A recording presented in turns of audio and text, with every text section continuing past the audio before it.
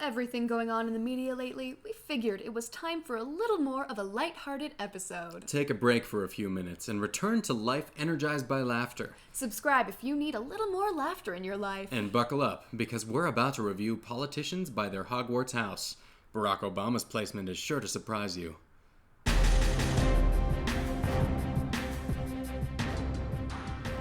Good day, beautiful sheeple. I'm Mistaken Kelly. And I'm Anderson Blooper. I'm a world-renowned expert on Harry Potter. And I'm a world-reviled expert on politicians. And together, we know pretty much everything. Just like every other reputable media outlet. Our team of thieves here at the Official Fake News has been hard at work, obtaining an item of historical magical value, and they finally succeeded. That's right. We've stolen the Sorting Hat. We at the Official Fake News have teamed up with the Quibbler, and we're about to embark on an incredibly important journey about finding out which Hogwarts House high-profile politicians belong to. But before we get to that, we want to know, what's your Hogwarts house? I bet we have a lot of Ravenclaws in our audience. I'll bet there are more Hufflepuffs. Who's right?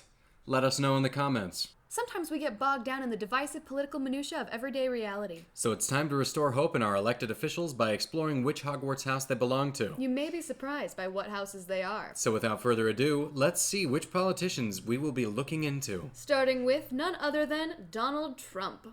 Any guesses as to what he is? We'll give you a hint. It rhymes with Slytherin. That's right. Our stolen Sorting Hat pulled a Malfoy-esque move barely touching Mr. President's head before determining that, in fact, Donald Trump is a Slytherin. Who would have guessed? Well, basically anyone who's read Harry Potter, really. Or anyone who's even glanced at a Trump tweet. Really, he fits all the descriptors of a Slytherin. Ambitious, cunning, resourceful. Achievement-oriented. That's right. Why stop at celebrity show host when you can go all the way to the Oval Office? Indeed, which brings us to number 2, Donald Trump's rival in the 2016 election. The one, and thank goodness only, Hillary Clinton. After brief consideration, our Sorting Hat realized that she was also a Slytherin. She too fit all the descriptors. Ambitious, cunning, resourceful. Achievement-oriented. And willing to kill.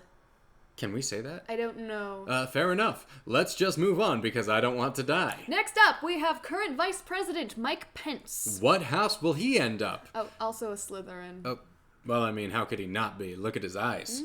A true Slytherin if I've ever seen one. The white hair certainly doesn't help. Huh. Indeed it does not. But white hair does make a good segue to our next high-profile politician. Joe Biden. Will he be a Gryffindor, Ravenclaw, Hufflepuff? Oh, no, he's a Slytherin. Dang it. That's right, creepy Uncle Joe, perhaps aided by how much he looks like a supervillain, is also a Slytherin. I think I'm sensing a pattern. You sure are. What about Mitch McConnell? Slytherin. Nancy Pelosi. Oh, Slytherin. Barack Obama? Well, the Sorting Hat struggled for a minute here, but no, he was a full-on hat stall, but he ended up landing on Slytherin. Wow. This might explain a lot about the way American politics are. It sure does. Doesn't matter what your political party is if you're all Slytherins. But it does matter if you like our video so that YouTube prioritizes it in its algorithms. Speaking of algorithms, did our Sorting Hat find a single U.S. politician who was not a Slytherin? It actually did. Oh yeah, it's been a little bit, but it seems like the most recent non-Slytherin in politics is in fact George W. Bush. And what was his house? Hufflepuff. Makes sense. It really does. In fact, it looks like the Bush family makes Hufflepuffs like the Weasley family makes Gryffindors. And is that it? I mean, for presidents, yeah. You have to go real far back to get anything else. Wow. And even there were a lot of Slytherins back there. Any Gryffindors? Not since George Washington. What about Ravenclaws? We'll not have one, but we did actually have one run. Oh, that's right. Andrew Yang. It makes sense. Make America think harder is truly the slogan of a Ravenclaw. Maybe it's time to get a non-Slytherin or two in office. Do you know of any? Let us know in the comments any politician we missed and what you think their Hogwarts house is. And be sure to subscribe so you can keep in the loop on the most important news there is. This episode of the Official Fake News was brought to you by Rupert Grint, now living as an Ed Sheeran impersonator. Thank you and good night, you beautiful sheeple.